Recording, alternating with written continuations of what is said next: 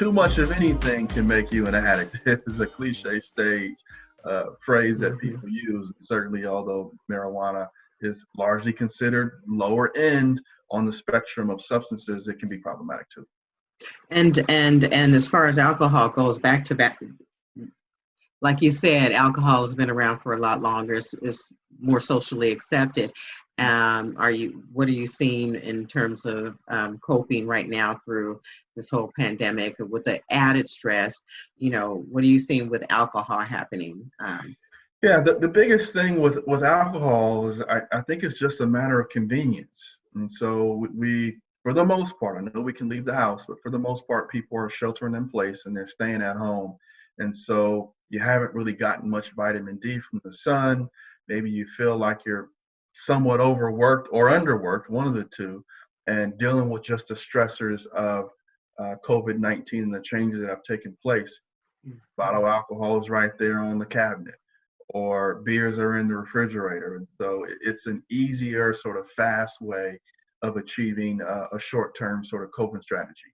And then once again, alcohol is legal. And so as long as you're 21 years old, there's nothing wrong with having a beer. It's been legalized and so forth. But one would argue or could argue that when you wake up in the morning and you feel like you need a beer, or in the evening you need a beer or a mixed drink to calm yourself down, now we kind of arguably are dealing with someone who's using this coping strategy, which arguably is not going to be so positive in a way that might not help them long term. And that's just simple and easy to understand. If so, for the viewing audience out there, if they are feeling like they need to have a beer or a drink or a glass of wine at the time of at a time of the day when it is the start of the day or the end of the day or in the middle of the day or more than Anytime. twice or three times a day, it's a problem.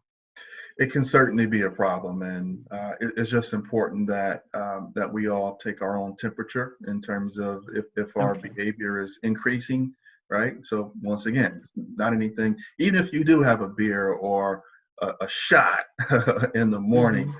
that alone doesn't necessarily mean that you have a problem, but it can be an indicator. And so if you're noticing that you're drinking at times in which it normally wouldn't be, you wouldn't normally drink, and the amount that you're drinking is increasing and you're neglecting your responsibilities. Maybe you have children and your children aren't getting their dinner at the regular time that they've been accustomed to. These are all things that kind of add up to a potential problem being there. And so it's just important that we all kind of take a look at what it is that we're doing. And then just kind Okay. of use a phrase that we've used on this show a lot in the past.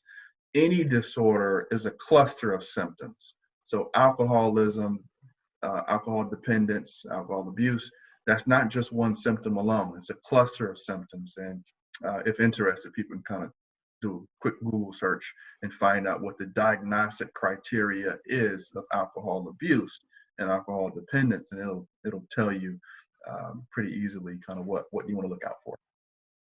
Okay. And so those other resources for coping with alcohol or marijuana or other substance abuse, not like narcotics, and all those resources I'll include at the end of the show. So to the audience, I want you guys to look for those resources as well. So let's get to the subject of therapy, whether it's for substance abuse or addiction or mental illness. Just how important is therapy for people, for those who have not considered therapy, who have considered it but didn't follow through for whatever reasons. Mm-hmm. Um, let's just talk about therapy and introduce the idea of therapy Yeah. for mental wellness and other problems.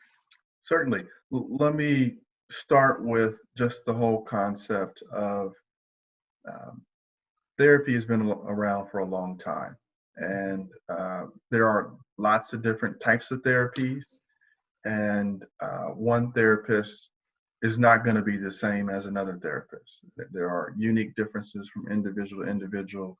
But one of the common factors of an effective therapist is the ability to build rapport and the Mhm. ability to engage in what we call unconditional positive regard, where you feel like you are not being judged, you feel like you can disclose your deepest, darkest secrets, and that's not going to result in you feeling worse than you came in to begin with. So I just want to kind of start off with a couple of those concepts. But therapy is, of course, or psychotherapy is talk therapy.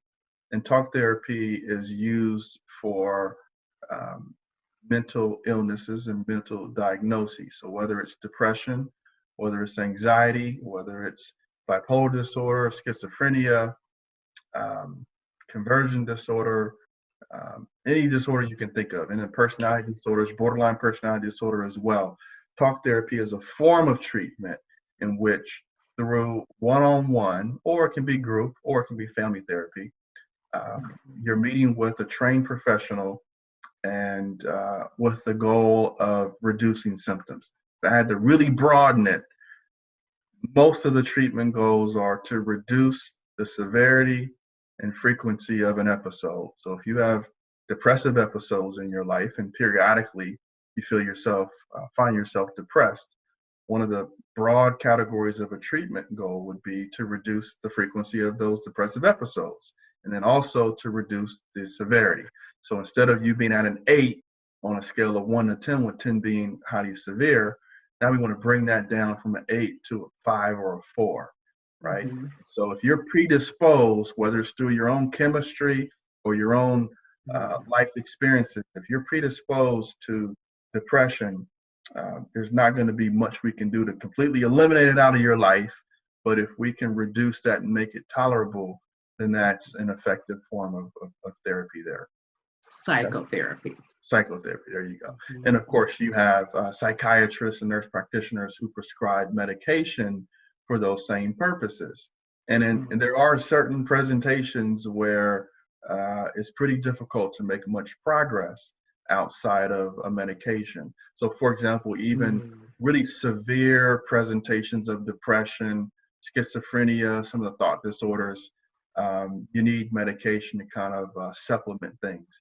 And it's actually also well accepted that one of the best predictors of certain presentations of mental illness is the complement of both psychotherapy and medication together.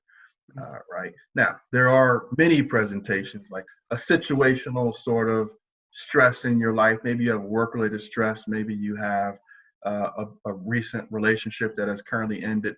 Most people will agree that talk therapy alone is going to be effective in that. You don't necessarily need any form of medication for that. And is that also that where counseling, just counseling comes in, and is that an extension of Yeah, psychotherapy? yeah. Counseling and psychotherapy are two terms that are similar, but they of course have some differences. And let me just kind of give a brief general sort of difference. Psychotherapy tends to be like the more in-depth sort of looking at some of your family history and family dynamics, as Mm. well as kind of what might, on a deeper level, underneath the layers of the onion, may be contributing to your behavior patterns, right? And counseling can be a little bit more short term, a little bit more solution focused sort of work. So, for example, if you find yourself engaging in alcohol usage for whatever reason, it might counseling might be, well, let's look at other ways in which we can address the source of the stress and make sure that you understand that you do have other ways of dealing with it. And let's just kind of jump into those. The psychotherapy sort of model is going to be a little bit longer term of therapy, and it's going to involve a little bit more depth. Not sure I did much justice in describing that, but hopefully that makes some sense. We hope you enjoyed this episode of the Bay Area Mental Health Hour. Please visit our YouTube channel today, subscribe, and click on the notifications bell so that you can receive updates on our latest episodes. This conversation on substance abuse and therapy will continue. If you or someone you know is in crisis, help is available at the Substance Abuse and Mental Illness Helpline at 1-800-950-6264. Or call the National Suicide Prevention Lifeline at 1-800-273-8255. Your support makes it possible for us to produce content like this. Thank you.